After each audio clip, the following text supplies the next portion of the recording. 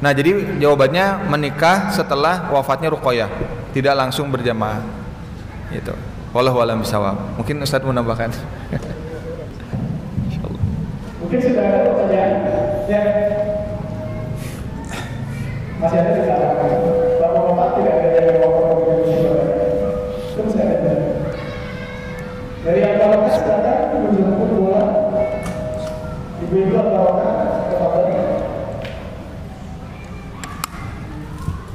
Ya, saya tanyakan Bapak yang kemarin masuk ke sana. Assalamualaikum Ustaz. Waalaikumsalam. Apa izin bertanya? Apa maksud dari hadis bahwa istri bersujud pada suami? Lalu bagaimana jika suami belum terlalu paham tentang agama? Ini soal pertama. Atau pertanyaannya? Iya. Ya, ini menarik ya. Kayaknya kita kan gini, ayat-ayat Allah maupun hadis-hadis Rasulullah itu ada istilah makna tersurat dan makna tersirat ya. Yang tersurat berarti kita mudah memahaminya, ya kan? Misalkan kayak sholat, wa aqimus sholat wa atuz zakat, tegakkan sholat dan bayar zakat, itu kan tersurat, mudah memahaminya. Dan kalau nanti ada penjelasan dari para ahli tafsir atau syarah-syarah dalam kitab-kitab tafsir, itu akan mempercepat pemahaman kita terhadap makna-makna tadi. Tapi di dalam Al-Quran maupun hadis itu ada makna yang tersirat ya, makna yang tersirat. Nah, makna tersirat itu seperti hadis tadi yang saya sampaikan. Padahal hadisnya itu dijelaskan dari hadis riwayat Tirmizi. Nah, Imam At-Tirmizi ahli hadis juga. Seandainya kata Rasulullah ya, aku boleh menyuruh seorang sujud kepada seseorang, maka aku akan perintahkan seorang perempuan sujud kepada suaminya. Nah, ini sebetulnya makna tersirat. Artinya apa? Seorang muslimah itu pintu surganya bukan lagi di orang tuanya, tapi di suaminya, selama suaminya sholih. Ya. Dulu ada kisah, saya jelaskan sedikit. Seorang istri ditinggal suaminya berperang di jalan Allah sampai berbulan-bulan. Suaminya menasehati 3, jaga harta, jaga rumah ya, dan jaga cintanya lah. Pokoknya itu yang dijaga. Lalu kemudian berita orang tuanya sakit. Orang tuanya sakit. Lalu disampaikan kepada istrinya tadi. Orang tuamu sakit, datanglah kamu. Gitu. Datang. Kasihan dia. Udah parah banget sakitnya. Nah, setelah datang, istrinya nolak.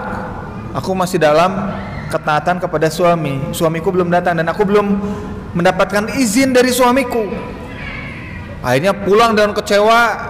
Utusan tadi balik lagi ke rumah orang tuanya. Beberapa minggu setelah itu orang tuanya meninggal. Datang lagi utusan itu menemui muslimah tadi. Orang tuamu sudah wafat, kamu gak mau lihat pemakaman terakhir, tidak mau melihat wajah terakhirnya. Istrinya cuma bilang mohon maaf sekali. Dalam keadaan hatinya pun juga sedih ya. Orang tua meninggal sedih. Tapi aku masih diperintahkan oleh suamiku untuk tetap di rumah. Aku tidak diizinkan dan aku belum mendapatkan izin untuk keluar. Wah, utusan ini marah-marah. Sampai marah-marah itu mengadu sama Rasulullah. Mengadu sama Rasulullah. Ya Rasulullah, ada anak durhaka ini. Wah, ini nih penilaian manusia itu kayak gitu. Ada anak durhaka. Orang tuanya sakit nggak datang, orang tuanya mati nggak datang ya Rasulullah. Oh, Rasulullah udah tahu karena dikasih tahu malaikat Jibril. Wahai fulan, sesungguhnya orang tuanya sudah Allah jaga di surganya. Sudah Allah tempatkan di tempat yang tinggi. Karena orang tuanya berhasil mendidik anak sesolih itu. Masya Allah, merinding saya kalau ceritain ini. Betul. Loh, kenapa bisa ya Rasulullah? Karena ketaatan dia kepada suaminya, orang tuanya yang mendapatkan pahala. Jadi kita tuh kadang-kadang mikir taat sama orang tua aja. Akhirnya ini yang sering berantem nih. Ini yang sering berantem. Ini nggak tahu polanya. Padahal polanya sederhana. Istri taatnya sama siapa? Suami. Suami taat sama siapa? 4 orang tua. mertua dan orang tua. Ini sebetulnya polanya. Jadi saya punya sekarang 2 orang tua, alhamdulillah masih hidup. 2 mertua, 2-nya masih hidup. Ketaatan saya 4. Ya, 4. Jadi mertua saya itu posisinya kayak orang tua. Dan itu yang diperintahkan oleh Allah. Mertua itu yang harus ditaati selama dia taat kepada Allah adalah menantunya. Ini yang kadang-kadang sering salah kaprah. Akhirnya posisi sahabat tadi nggak connect. Aku mau berbakti sama suamiku, uang bulanan aku aja yang ngasih. Kamu nggak ngasih uang bulanan, tapi kamu ngasih uang bulanan sama bapakmu, bapakku nggak dikasih. Nah itu yang sering jadi masalah, ya. Padahal yang wajib itu adalah suaminya. Nah makanya suami itu harus disupport sama istrinya. Kalau ada kebutuhan orang tua ataupun mertua, support, maju. Itu karena bentuk ketaatan suami kepada orang tua. Bahkan guru fikih saya pernah bilang, kalau seandainya di atas pesawat di kanan kita ada mertua kita, di kiri kita ada istri kita, seandainya memilih siapa yang harus diselamatkan duluan, siapa yang harus diselamatkan, istri atau mertua? Ternyata guru saya bilang, nih mertua yang harus diselamatkan, karena posisinya tinggi sekali, gitu. Nah, jadi gitu konsepnya ya. Sujud itu bukan berarti harus sujud secara tekstual, ya. Tapi ini sujud dalam arti taat, ya. Ketaatannya mutlak. Nggak boleh ngomong yang jelek sama suami, tahan lisannya.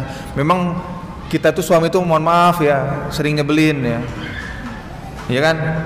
Sering nyebelin, karena memang fitrah kita gitu ya, apa adanya gitu. Tidur, kadang dulu sebelum menikah tuh tidur ya di masjid aja bisa tidur gitu. Sekarang udah nikah ada jam tidur, ya harus pulang jam sekian. Kalau nggak pulang ya terpaksa tidur di luar, kayak gitu. Kecuali bawa kunci cadangan.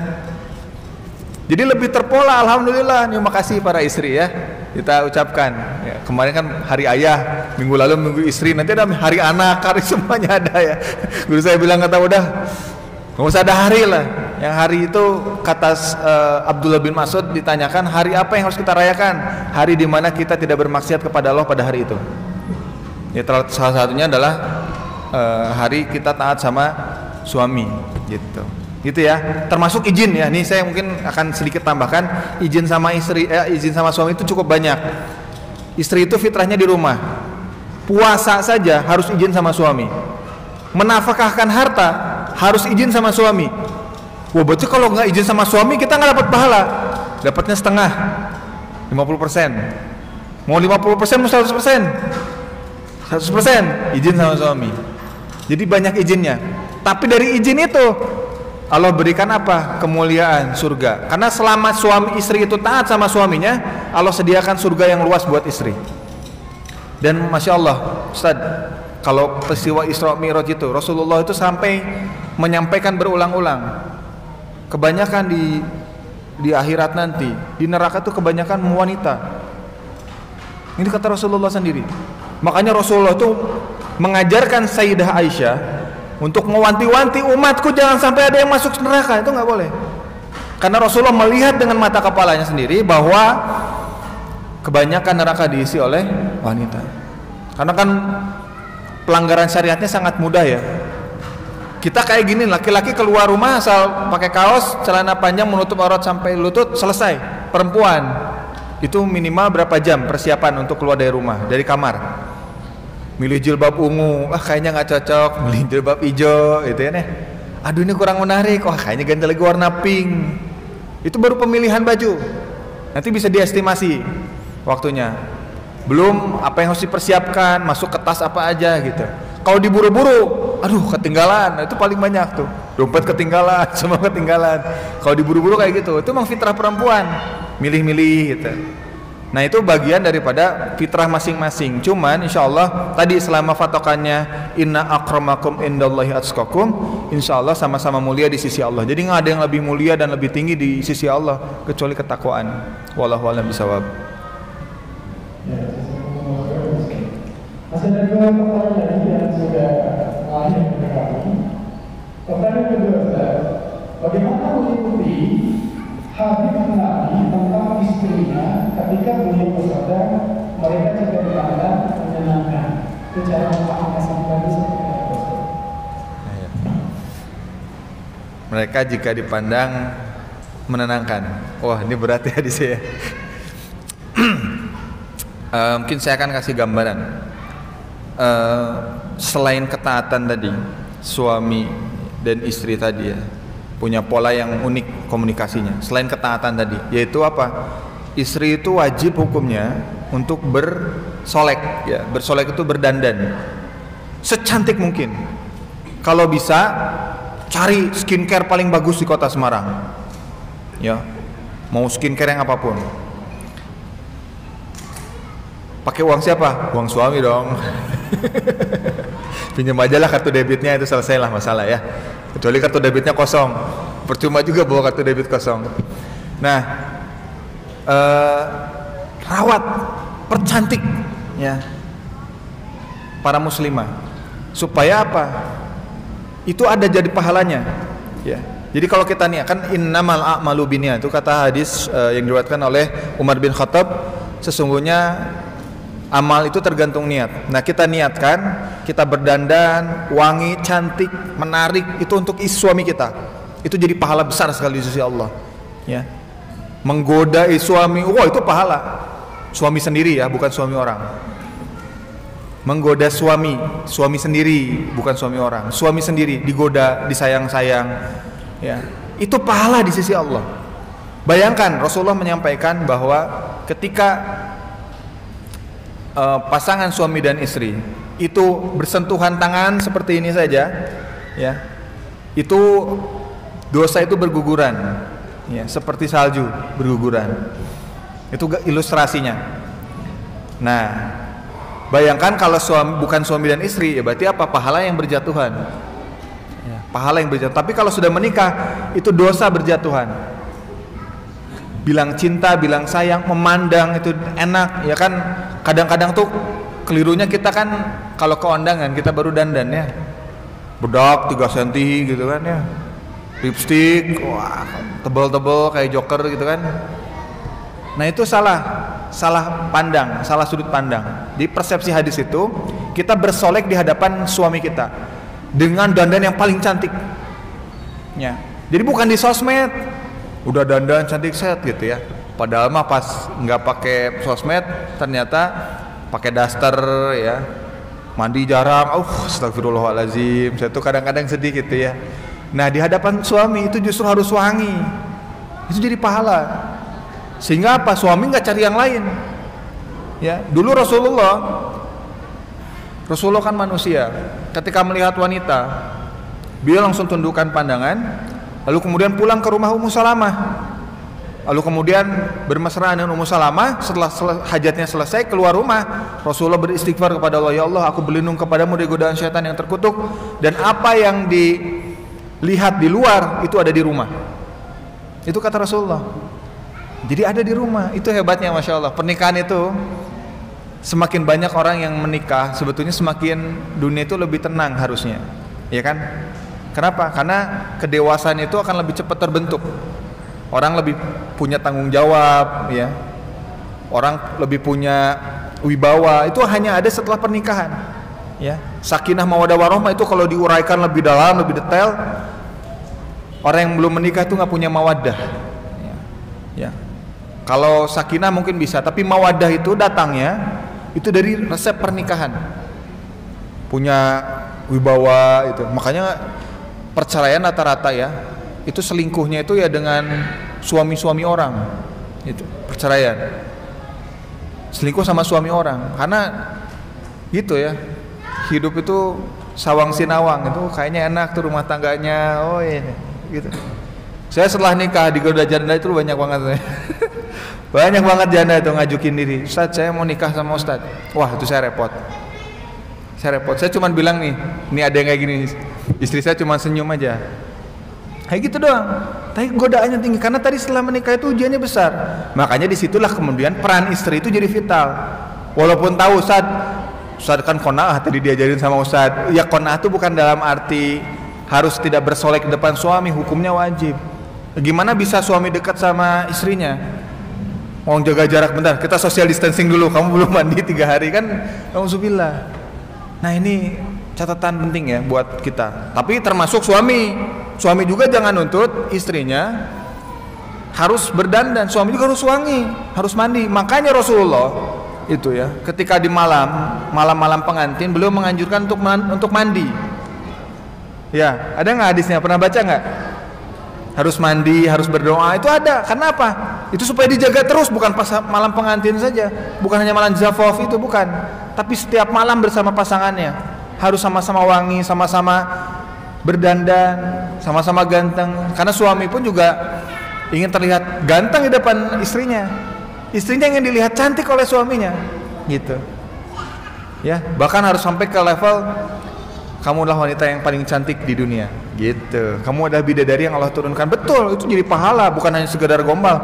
Gombal dalam syariat Islam itu dapat pahala. Betul. Kita gombal dalam syariat Islam itu dapat pahala. Rasulullah sering memuji istrinya ya Khumairah kepada Sayyidah Aisyah, itu dapat pahala. Oh Ustaz, emang dapat pahala? Dapat.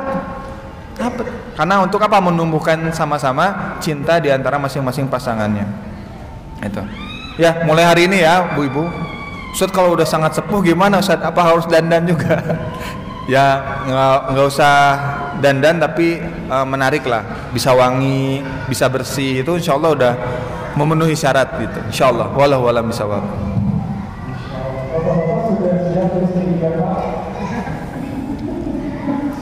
Ya, sebenarnya kan itu kita mengarah istri cantik. Jadi harus siap mengarahkan itu juga kayak dulu. Ya kadang-kadang memang kami laki-laki itu susah tebak. Pengen istrinya cantik, tapi setiap hari bola-bola dapur, kapal dandan, kapal begini, MS dulu kan, kayak ya salah maksudnya. Pertanyaan yang terakhir, adakah syarat khusus untuk laki-laki yang mau berpoligami supaya mereka izin atau tidak terhadap istrinya? Allah, ya Allah, ya. Pertanyaannya berat ya. Ini saya harus adil. Saya bukan pelaku, Bu. Jadi saya susah untuk menjelaskan. Mungkin Ustadz bisa menjelaskan. Tapi begini, kalau dalam fikih-fikih yang saya pelajari, itu pernikahan poligami itu pernikahan yang sangat berat sebetulnya. Dan ringan bagi istri. Kenapa? Kalau istri ridho itu dapat surga. Surganya langsung. Dapat tiket surga tapi langsung asal ridho. Masalahnya nggak semua istri itu ridho, itu berat. Itu juga berat ya bagi istri ya. Nah, tapi kita akan melihat bahwa dalam kehidupan Rasul ya, poligami itu adalah kehidupan yang biasa.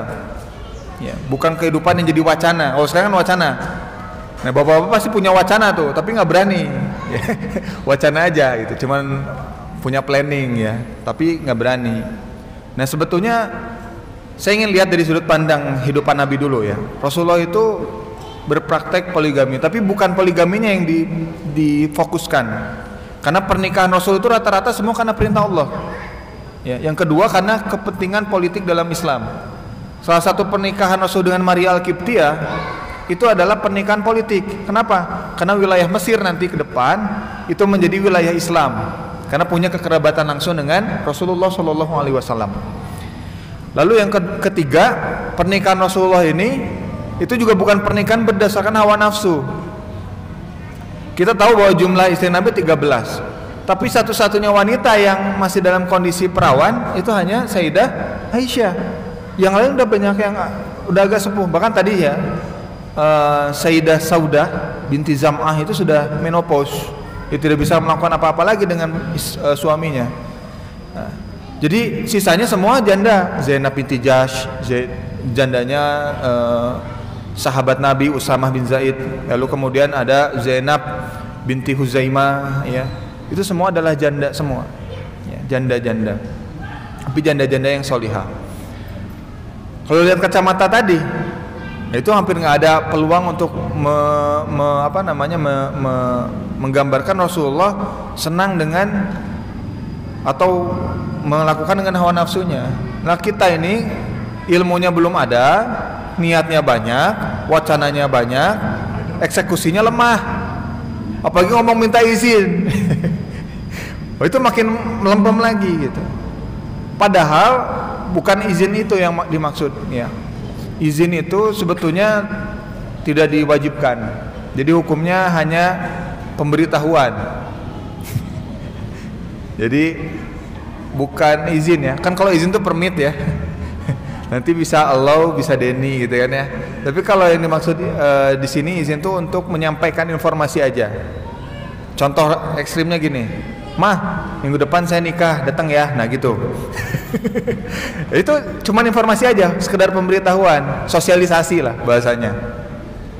Kenapa? Karena emang nggak ada syariatnya minta izin sama suami. Nggak ada tuh. Semua kitab ulama tuh nggak ada. Suami harus izin sama suami, kecuali hanya informasi itu wajib disampaikan. Kenapa? Karena berkaitan dengan hak waris, hukum waris. Ini bahaya sekali soalnya. Ini bisa jadi perang 7 turunan karena warisan ini kadang-kadang jadi masalah, ya kan? Nah, jadi tidak perlu minta izin tapi wajib memberikan informasi. Nah, yang ingin saya lihat sudut pandang Rasulullah itu tadi pernikahan karena kepentingan agama kita. Tapi yang menarik adalah sahabat-sahabat Nabi itu melakukan apa yang Nabi lakukan. Sayyidina Abu Bakar istrinya 4, Sayyidina Utsman istrinya banyak, tadi ada 4 juga. Istri terakhir itu yang beliau sebelum wafat namanya Nailah. Nailah itu Masya Allah istri yang sangat solihah.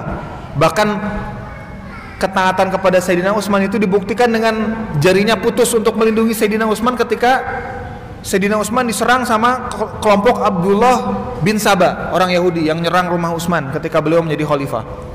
Jarinya putus. Sayyidina Husain dan Hasan tangannya terluka parah karena sabetan dari kelompok Khawarij itu yang nyerang rumah Sayyidina Utsman. Solihah sekali, Nailah namanya. Masya Allah. Ya, semoga Allah merahmati beliau insya Allah. Nah, jadi praktek para sahabat itu udah biasa. Yang kita hari ini jadi asing. Ya biasa aja. Nikah biasa. Bahkan dulu Abdurrahman bin Auf ketika hijrah dari Makkah ke Madinah itu ditawari oleh Usaid bin Hudair, pengusaha besar di Madinah. Usaid bin Hudair itu nanya sama sahabat muhajirin, itu salah satunya Abdurrahman. "Wahai Abdurrahman, aku berikan istriku bebas. Kamu pilih dari 4 istriku, silakan yang kamu suka siapa aku ceraikan dia dan kamu boleh menikahinya. Kita berani nggak kayak gitu?" "Enggak. Istri satu aja ditahan, dicengkeram gitu mana-mana. Kalau cantik, kalau enggak jaga jarak gitu kan." Nah enggak, silakan pilih. Karena konsepnya tadi wal akhiratu khairu wa abqa. Jadi akhirat itu lebih indah, lebih nikmat, lebih dijadikan tujuan. Kata Abdurrahman bin Auf, enggak, tahu adab berarti ya. Abdurrahman bin Auf tahu adab. Jadi enggak, aku enggak mau istrimu. Terus Usaid bin Hudair nawarin yang kedua, "Kamu mau enggak harta? Kalau harta aku bagi 2. Ya, aku punya harta." Usaid bin Hudair itu orang kaya di Madinah, Yastrib dulu namanya. Bagi 2, 50-50, 50-50. Nah, Abdurrahman bin Auf tahu adab juga enggak. Abdurrahman bin Auf cuma nanya, "Di mana letak pasar?" Cuman itu ditanya. Jadi itu bukan speak kayak kita ya. Kayak kita makan yuk, jabang nggak ditawarin makan deh gitu kan ya. Nggak ditawarin makan. Ya nggak dipersilakan. Kan kalau kita makan gitu ya. Sambil makan sendiri tuh ya. Nggak nawarin makan. Enggak kayak gitu para sahabat itu. Kalau dicerain beneran ya. Nanti disilakan diambil. Enggak, ternyata Abdurrahman bin Auf malah meminta ditunjukkan pasar. Gitu. Jadi hal yang sangat biasa yang kita tuh hari ini aneh. Makanya pernikahan Rasul itu kan banyak istri Rasul itu janda-janda yang meninggal dalam kondisi perang karena nggak ada yang ngurus. Karena Rasulullah juga kasihan punya anak-anak yang banyak dari istrinya tadi itu dinikahi oleh Rasulullah. Gitu cara pandangnya. Jadi ini poligami itu tergantung sudut pandang kita. Kalau kita anggap itu sebagai api kecemburuan, maka itu akan berakhir dalam ketidaktaatan kepada Allah.